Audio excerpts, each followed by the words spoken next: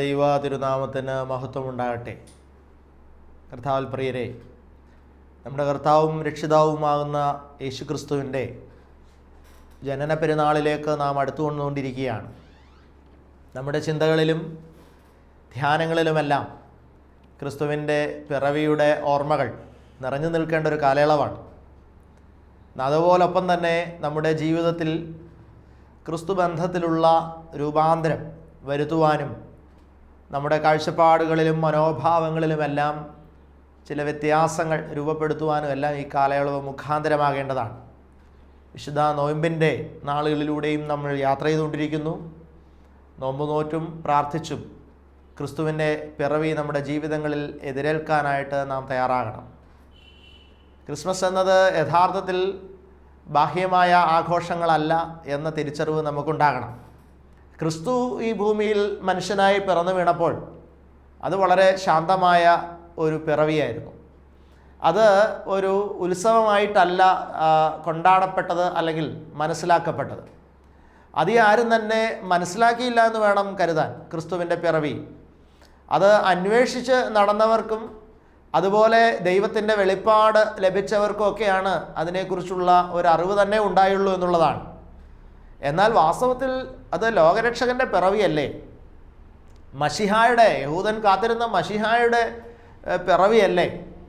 കൊട്ടും കുരവയും ഒക്കെയായി വലിയ ആഘോഷത്തോടെയും പടക്കം പൊട്ടിച്ചും നല്ല മിന്നുന്ന ബൾബുകൾ കത്തിച്ചും ഒക്കെ വന്ന് പിറക്കേണ്ടവനല്ലേ ക്രിസ്തു? അങ്ങനെ ഒരു വലിയ ആഘോഷത്തിൻ്റെ നടുവിൽ നടക്കേണ്ടതല്ലേ? വാസ്തവത്തിൽ യേശുവിനെ ഈ യഹൂദന്മാർക്ക് മനസ്സിലാകാതെ പോയതും യേശു അങ്ങനെ വലിയ ആഘോഷമൊക്കെ ഉണ്ടാക്കി വന്ന് ജനിക്കാതെ പോയതുകൊണ്ടല്ലേ? യേശുവിൻ്റെ പിറവിക്ക് മുന്നോടിയായിട്ട് ഈ സ്വർഗത്തിൽ നിന്ന് ദൂതഗണങ്ങൾ കയറുകയും ഇറങ്ങുകയും ചെയ്യുന്ന ഗോവണിയോ യാക്കോബൊക്കെ കണ്ടതുപോലത്തെ ചില കാഴ്ചയൊക്കെ പ്രത്യക്ഷത്തിൽ ഈ പുൽക്കൂടിലേക്ക് എങ്ങാനും കണ്ടിരുന്നെങ്കിൽ, യഹൂദന്മാരൊക്കെ ഇങ്ങനെ നോക്കുമ്പോൾ യേശുക്രിസ്തു ജനിച്ച പുൽക്കൂട്ടിലേക്ക് സ്വർഗത്തിൽ നിന്നിങ്ങനെ മാലാഖമാർ ഇറങ്ങി വരുന്നു, അല്ലെങ്കിൽ ഇന്ന് നമ്മൾ കാണുന്നത് പോലെ ഒരു ക്രിസ്മസ് സ്ക്വയറിൻ്റെ നല്ല മനോഹരമായ ഒരു പാട്ടൊക്കെ ഇങ്ങനെ യഹൂദന്മാർ മുഴുവൻ കേൾക്കുന്ന ഒരനുഭവമോ ഒക്കെ ഉണ്ടായിരുന്നെങ്കിൽ യഹൂദന്മാർ വാസ്തവത്തിൽ യേശു മശിഹായാണെന്ന് നേരിട്ട് വിശ്വസിച്ചേനെ. പക്ഷെ ഇത് ഒരു ആഘോഷവുമില്ല, ഒരു ചലനവുമില്ല, പ്രത്യേകിച്ച് പ്രകൃതിയുടെ ഭാവഭേദങ്ങളൊന്നുമില്ല, സ്വർഗത്തിൽ നിന്നുള്ള ഒരു എക്സ്ട്രാ ഓർഡിനറി ആയിട്ടുള്ള ഒന്നും കാണുന്നുമില്ല. ഒരു പുൽക്കൂട്ടിൽ ജനിക്കാനിടയില്ലാത്ത ഏതോ ഒരു തെരുവ് കുഞ്ഞ് പിറന്നു വീഴുന്നത് പോലെ ഇങ്ങനെ വളരെ ശാന്തമായി പിറന്നു വീഴുന്നു. കുറേ ആടും പശുവും ഒക്കെ ആയിട്ടുള്ള കാലികളും കന്നുകാലികളും ഒക്കെ ആയിട്ടുള്ളൊരിടത്ത് വളരെ നിസ്സാരമായി പിറന്നു വീഴുന്ന ഒരു ക്രിസ്തുവിൻ്റെ കാഴ്ചയാണ് നമ്മൾ കാണുക. വളരെ ശാന്തനായി പിറക്കുന്ന ഒരു ക്രിസ്തുവിനെയാണ്, ഒരു ആഘോഷമോ പൊട്ടിത്തെറിയോ ഉണ്ടാക്കാതെ പിറക്കുന്ന ഒരു ക്രിസ്തുവിനെയാണ് നമ്മൾ കാണുക.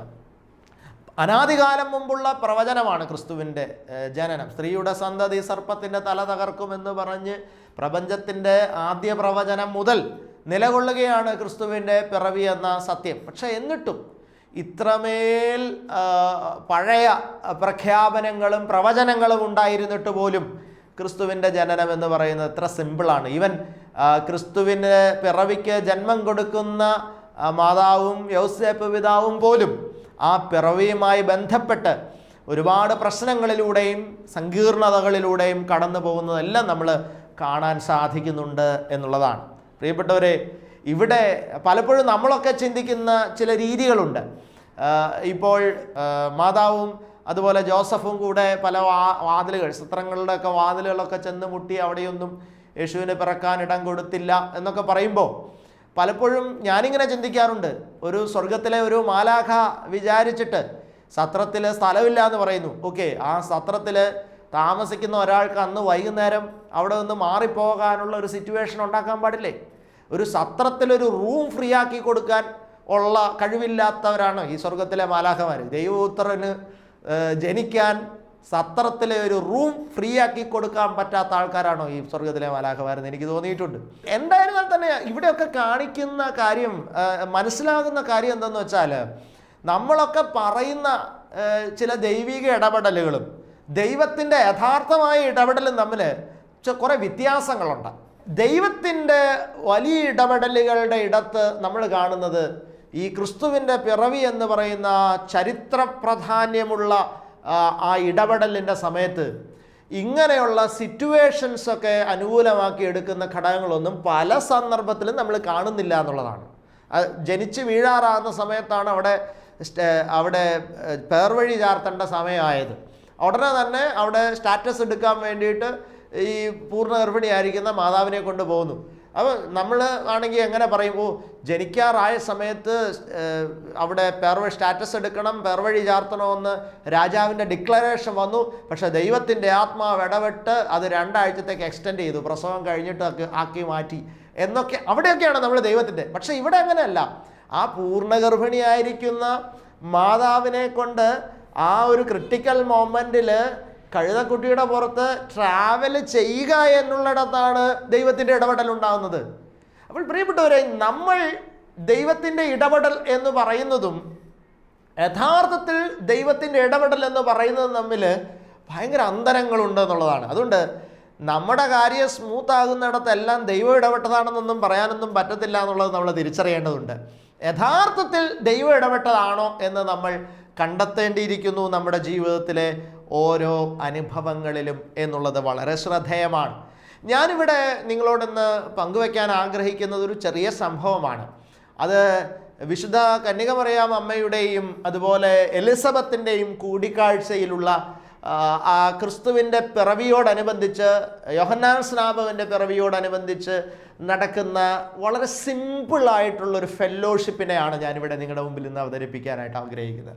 ഒരു കൂൾ ഫെല്ലോഷിപ്പ് എന്ന് വിളിക്കാവുന്ന 2 സ്ത്രീകൾ തമ്മിൽ കൂടിക്കാണുന്ന വളരെ ശാന്തമായൊരു കൂട്ടായ്മ. പക്ഷെ എത്ര ബ്യൂട്ടിഫുള്ളായിട്ടാണ് ലൂക്കോസ് സുവിശേഷകൻ അതിനെ വരച്ചു വെച്ചിരിക്കുന്നത് എന്ന് ഞാൻ ഓർക്കുകയാണ്. എത്ര മനോഹരമാണ്, എത്ര ആത്മനിറവുള്ളതാണ്.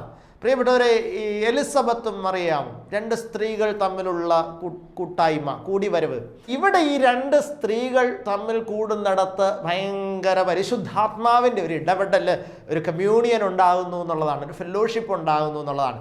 അപ്പോൾ ഒരു കാര്യം എനിക്ക് ഈ വേദഭാഗത്തൊന്ന് മനസ്സിലായി. 2 സ്ത്രീകൾ തമ്മിലുള്ള കൂട്ടായ്മയെ വേണമെങ്കിൽ പരിശുദ്ധാത്മ നിറവിൻ്റെ ഇടപെടലുകളും ആക്കി മാറ്റാം, അതുപോലെ തന്നെ പിശാചിൻ്റെ കുറ്റം പറയുന്ന വേദിയാക്കി മാറ്റാം. നിങ്ങളതിനെ എങ്ങനെ മാറ്റുന്നു എന്നുള്ളത് ഇപ്പം ഈ വചനം കേൾക്കുമ്പോൾ ഒന്ന് നോക്കിയാൽ മതി. എന്നെ കേൾക്കുന്ന നിങ്ങൾ പലരും വചനം നിങ്ങളുടെ കൂട്ടുകാരോ വീട്ടുകാരോ നാട്ടുകാരോ അയൽവക്കക്കാരോ ഒക്കെ ആയിട്ടിരുന്നിങ്ങനെ സംസാരിക്കുന്ന ആൾക്കാരാണല്ലോ. അപ്പോൾ സ്ത്രീകൾ തമ്മിലുള്ള സംഭാഷണം, അപ്പോൾ നിങ്ങളുടെ കമ്മ്യൂണിക്കേഷൻസ് യഥാർത്ഥത്തിൽ ദുരാത്മാവിൻ്റെ ഇടപെടൽ നടക്കുന്ന ഇടമാണോ, പരിശുദ്ധാത്മാവിൻ്റെ ഇടപെടൽ നടക്കുന്ന ഇടമാണോ? ഈ സ്ത്രീകളുടെ ഒരു പ്രത്യേകത എന്ന് പറഞ്ഞു കഴിഞ്ഞാൽ അവർ ഒരു വിഷയത്തിൽ ഇടപെട്ടാൽ അതിനെ 2 ധ്രുവങ്ങളിലാക്കി തീർക്കാൻ അവർക്ക് കഴിയും. ഒന്നുകിൽ അതിനെ വളരെ മനോഹരമാക്കി തീർക്കാനും വളരെ ഫ്രൂട്ട്ഫുള്ളാക്കാനും ഒരു സ്ത്രീയുടെ ഒരു വിഷയത്തിലുള്ള ഇടപെടൽ കൊണ്ട് സാധിക്കും. അതേ സമയത്ത് തന്നെ അതിനെ വളരെ നശിപ്പിക്കാനും, ആ വിഷയത്തെ വളരെ നശിപ്പിക്കാനും ഒരു സ്ത്രീയുടെ ഇടപെടൽ കൊണ്ട് കാണും. ഞാൻ ഈ ഒരു 10-18 വർഷത്തെ കൗൺസിലിങ്ങിൻ്റെ ഒരു വെളിച്ചത്തിൽ പല കുടുംബ ബന്ധങ്ങളുടെ വിഷയങ്ങളും ഒക്കെ ഇടപെട്ടതിൻ്റെ അനുഭവത്തിൽ ഞാൻ മനസ്സിലാക്കിയിട്ടുള്ളത്, നിങ്ങൾ പുരുഷന്മാരെന്ന് പറഞ്ഞാൽ ഒരു പരിധിവരെ ഒരു വെട്ടൊന്ന് മുറി 2 എന്ന് പറഞ്ഞ് പോകുന്ന ഒരു ടൈപ്പാണ്. ഞങ്ങൾ ഇങ്ങനെ വളരെ റിജിഡായിട്ട് ഇങ്ങനെ നീങ്ങും, അങ്ങനെയാണ്. പക്ഷേ ഒരു പുരുഷൻ്റെ ജീവിതത്തിൻ്റെ തീരുമാനങ്ങളിലൊക്കെ സ്വാധീനിക്കുന്ന സ്ത്രീയുടെ വലിയൊരു സ്വാധീനം ഉണ്ടല്ലോ, വലിയൊരു പങ്കാളിത്തം ഉണ്ടല്ലോ. ആ പങ്കാളിത്തവും സ്വാധീനവും കൊണ്ട് സ്ത്രീക്ക് പുരുഷനെ വളരെ മനോഹരമായി ഗൈഡ് ചെയ്യാൻ പറ്റും. പലപ്പോഴും എൻ്റെ അടുത്ത് കുടുംബ പ്രശ്നങ്ങളുമായി വരുന്ന പലരോടും ഞാൻ പറയാറുള്ള, പല സ്ത്രീകളോടും ഞാൻ പറയാറുള്ള ഒരു കാര്യമാണ്, നിങ്ങൾക്ക് നിങ്ങളുടെ പുരുഷന്മാരെ മനോഹരമായി, നാടൻ ഭാഷയാണ് ഉപയോഗിക്കുന്നത്, വളച്ചു കൊണ്ടുപോകാൻ നിങ്ങൾക്ക് പറ്റും. ഏതൊരു സ്ത്രീക്കും പറ്റും. അത് എത്ര ക്രൂരനെന്ന് പറയുന്ന, കണ്ണീച്ചോരയില്ലാത്തവനെന്ന് പറയുന്ന ഒരു പുരുഷൻ്റെയും ഹൃദയത്തെ മനസ്സിലാക്കി പെരുമാറുന്ന ഒരു അനുഭവത്തിലേക്ക് ഒരു സ്ത്രീ വന്നു കഴിഞ്ഞാൽ ആ വ്യക്തിയെ ഇങ്ങനെ ആത്മാവിലേക്ക് അയാളെ ഗൈഡ് ചെയ്ത് കൊണ്ടുപോകാനായിട്ടൊരു സ്ത്രീക്ക് സാധിക്കും. അതിനുള്ളൊരു കാലിബർ, അതിനുള്ളൊരു വരം എന്ന വാക്കാണ് ഞാൻ ഉപയോഗിക്കുന്നത്. അങ്ങനെ അതിനുള്ളൊരു ഗ്രേസ് ദൈവത്തിൻ്റെ പരിശുദ്ധാത്മാവ് സ്ത്രീകൾക്ക് നൽകിയിട്ടുണ്ട്. അപ്പോൾ ഇവിടെ എലിസബത്തും മാതാവും തമ്മിലുള്ള ഈ കൂട്ടായ്മയിൽ അവിടെ രണ്ട് അസാധാരണത്വത്തിൻ്റെ ഒരു കൂടിച്ചേരലുണ്ട്. രണ്ടുപേരും ഗർഭിണികളാണ്, പക്ഷേ ഈ രണ്ടുപേരുടെയും പ്രഗ്നൻസിയിൽ അസാധാരണത്വങ്ങളുണ്ട്. ഒന്ന് വാർദ്ധക്യത്തിലെ ഗർഭധാരണം, മറ്റൊന്ന് കന്യകയുടെ ഗർഭധാരണം. അപ്പോൾ ഈ രണ്ട് പേരുടെ ഗർഭധാരണത്തിലും ഒരു അസ്വാഭാവികമായ ചില തലങ്ങളുണ്ട്. അപ്പോൾ ഈ പ്രകൃത്യാതീതമായ ചില തലങ്ങളുണ്ട്. അപ്പോൾ ഇവരുടെ കൂടിവരവിൽ വാസ്തവത്തിൽ ഇവരുടെ കമ്മ്യൂണിക്കേഷൻ അതിനെക്കുറിച്ചൊക്കെ ആകാം.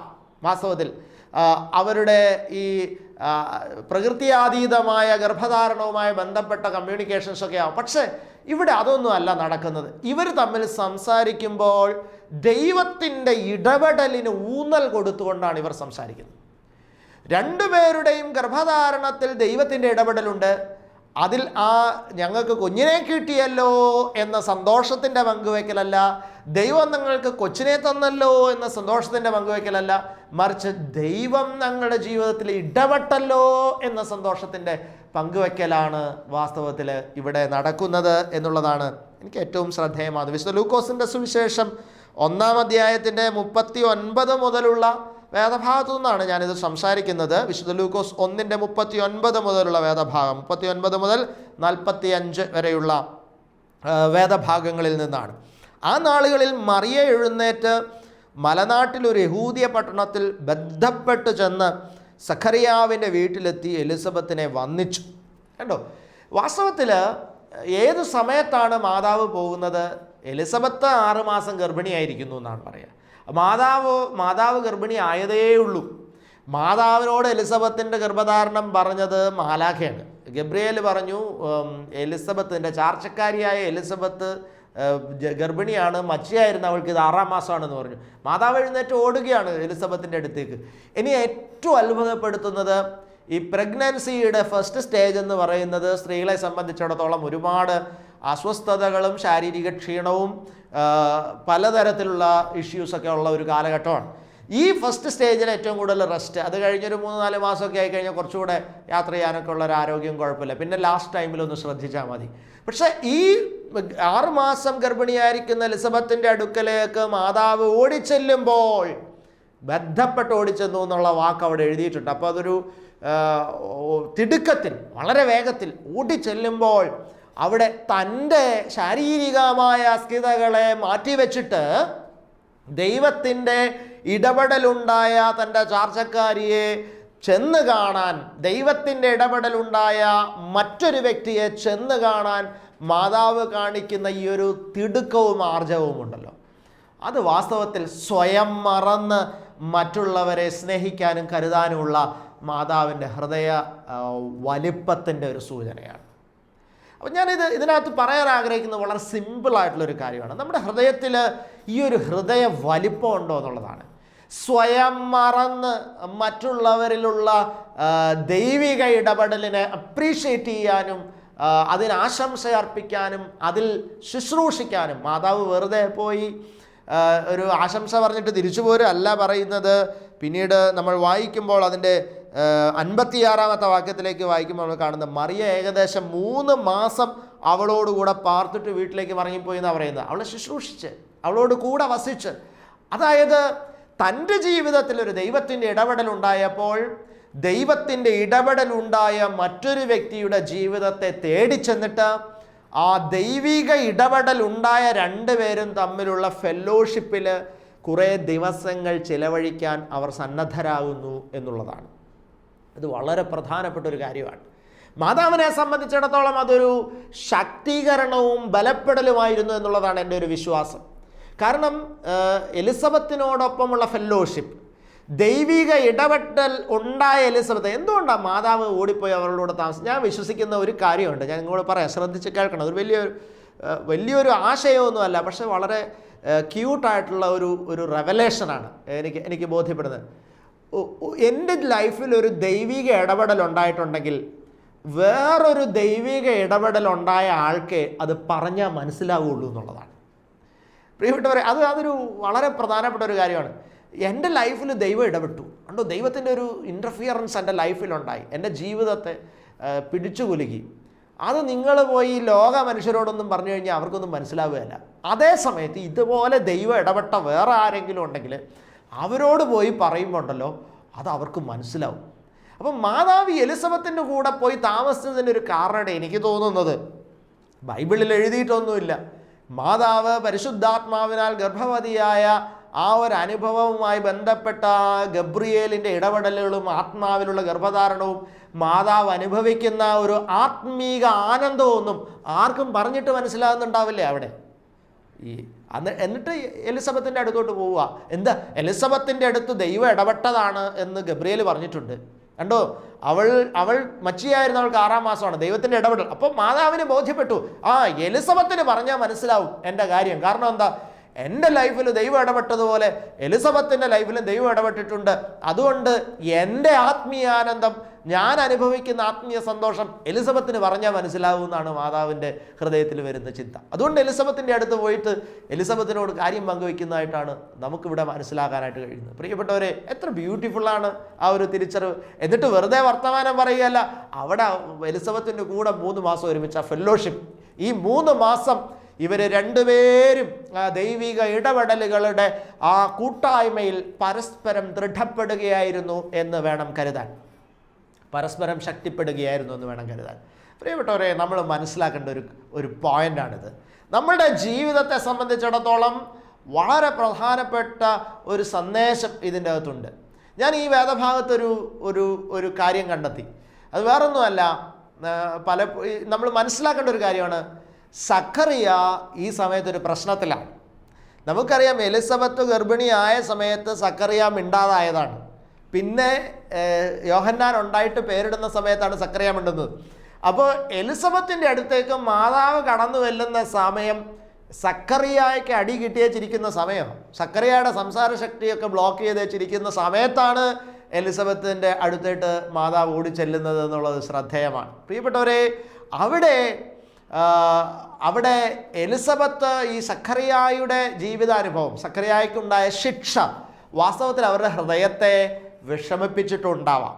അവരുടെ ഫാമിലി ലൈഫിൽ, എലിസബത്തിൻ്റെ സഖറിയയുടെ ജീവിതത്തിൽ. കാരണം വളരെ നീതിമാന്മാരായിട്ട് തങ്ങളുടെ പൗരോഹിത്യ ശുശ്രൂഷയുടെ കാലയളവ് മുഴുവൻ ജീവിച്ചിട്ട് അവസാനം പ്രധാന ബലിവേദിയിൽ കയറി ധൂപം അർപ്പിക്കുന്ന സമയത്ത് ഗബ്രിയേൽ പറഞ്ഞ കാര്യത്തെ അവിശ്വസിച്ച് പോയതിലൂടെ ഒരു ശിക്ഷ നേരിടേണ്ടി വന്നതിൻ്റെ ഒരു വലിയ സങ്കടം വാസ്തവത്തിൽ ഇവരുടെയൊക്കെ ലൈഫിലുണ്ടാവും.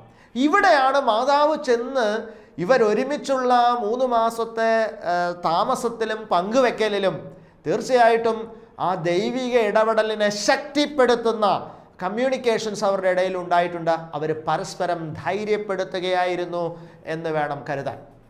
ഇവിടെ വളരെ മനോഹരമായ ഒരു കൂട്ടായ്മയായിട്ട് നമ്മളിതിനെ കാണും. ഇവിടെ മറ്റൊരു പോയിൻ്റ് കൂടെ പറഞ്ഞ് ഞാൻ ഇന്നത്തെ ഭാഗം അവസാനിപ്പിക്കാൻ ആഗ്രഹിക്കുകയാണ്. മാതാവ് വരുന്ന സമയത്ത് എലിസബത്ത് വിളിച്ചു പറയുന്ന ഒരു കാര്യമുണ്ട്. എലിസബത്ത് പരിശുദ്ധാത്മാവിൽ നിറഞ്ഞവളായി ഉച്ചത്തിൽ വിളിച്ചു പറഞ്ഞു, സ്ത്രീകളിൽ നീ അനുഗ്രഹിക്കപ്പെട്ടവൾ, നിന്റെ ഗർഭഫലവും അനുഗ്രഹിക്കപ്പെട്ടത്. എന്നിട്ട് പറയാണ്, എൻ്റെ കർത്താവിൻ്റെ മാതാവ് എൻ്റെ അടുക്കൽ വരുന്ന മാനം എനിക്ക് എവിടെ നിന്നുണ്ടായി. നിന്റെ വന്ദനസ്വരം എൻ്റെ ചെവിയിൽ വീണപ്പോൾ പിള്ള എൻ്റെ ഗർഭത്തിൽ ആനന്ദം കൊണ്ട് കുതിച്ചു ചാടി. പ്രിയപ്പെട്ടവരെ, ഇവിടെ എലിസബത്ത് നടത്തുന്നൊരു പ്രഖ്യാപനമുണ്ട്. നമ്മൾ ആ പ്രഖ്യാപനം, ഇത് മാതാവും എലിസബത്തും തമ്മിലുള്ള കമ്മ്യൂണിക്കേഷൻ്റെ അകത്ത് ഹൈഡ് ചെയ്യപ്പെട്ട് പോയിട്ടുള്ളൊരു വാക്കുണ്ട്. എന്താണ് ആ വാക്കെന്നറിയാമോ?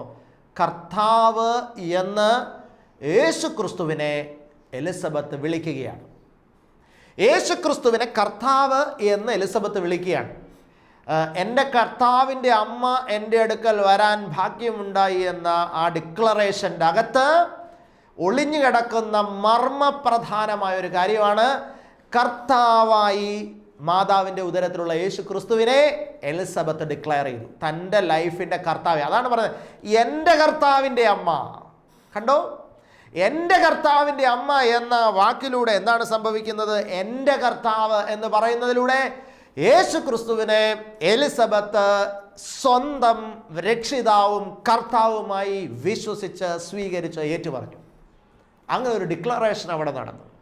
ആ ഡിക്ലറേഷനെ കുറിച്ച് ബൈബിൾ പറയുന്നുണ്ട്. വചനം പറയുന്നത് എന്താണ്? യേശു ക്രിസ്തുവിനെ കർത്താവ് എന്ന് ഹൃദയം കൊണ്ട് വിശ്വസിക്കുകയും ആധരം കൊണ്ട് ഏറ്റുപറയുകയും ചെയ്യുന്നവൻ രക്ഷ പ്രാപിക്കും. കണ്ടോ? അപ്പോൾ ഇവിടെ അത് ക്രിസ്തീയ വിശ്വാസത്തിൻ്റെ അടിത്തറയാണ് യേശുവിനെ കർത്താവെന്ന് ഡിക്ലെയർ ചെയ്യുക എന്ന് പറയുന്ന ഒരു കാര്യം. അത് എലിസബത്ത് നടത്തിയപ്പോൾ എലിസബത്തിൻ്റെ ഉദരത്തിൽ ശിശു പരിശുദ്ധാത്മാവിൽ തുള്ളിച്ചാടി എന്ന് പറഞ്ഞാൽ എന്താ അവിടെ സംഭവിക്കുന്നത്? പ്രിയപ്പെട്ടവരെ, അവിടെ നടക്കുന്നത് ഒരു സ്നാനമാണ് എന്നതാണ് ഞാൻ വിശ്വസിക്കുന്നത്. സ്നാനം. ഏത് സ്നാനം? ആരുടെ സ്നാനം? യോഹന്നാൻ സ്നാപകന്റെ സ്നാനമാണ് വാസ്തവത്തിൽ നടക്കുന്നത്. എപ്പോൾ? എലിസബത്തിൻ്റെ ഉദരത്തിൽ 6 മാസം പ്രായമുള്ളപ്പോൾ യോഹന്നാൻ സ്നാപകൻ സ്നാനപ്പെടുകയാണ്. എവിടെ? സ്നാനപ്പെടുന്നതിൻ്റെ മാനദണ്ഡം എന്താണ് സ്നാനത്തിൻ്റെ മാനദണ്ഡം? വചനം പറയുന്നു, ഒരുവൻ വെള്ളത്താലും ആത്മാവിനാലും വീണ്ടും ജനിക്കുന്നില്ല എങ്കിൽ അവന് ദൈവരാജ്യം അവകാശപ്പെടാൻ പറ്റത്തില്ല. അപ്പോൾ സ്നാനത്തിൻ്റെ 2 വശങ്ങൾ, വെള്ളത്താലും ആത്മാവിനാലും, അതോടൊപ്പം തന്നെ യേശുവിനെ കർത്താവെന്നുള്ള ഡിക്ലറേഷനും. അപ്പോൾ ഇവിടെ എന്താണ് സംഭവിക്കുക? ഇവിടെ വെള്ളമുണ്ട്. എവിടെ വെള്ളം?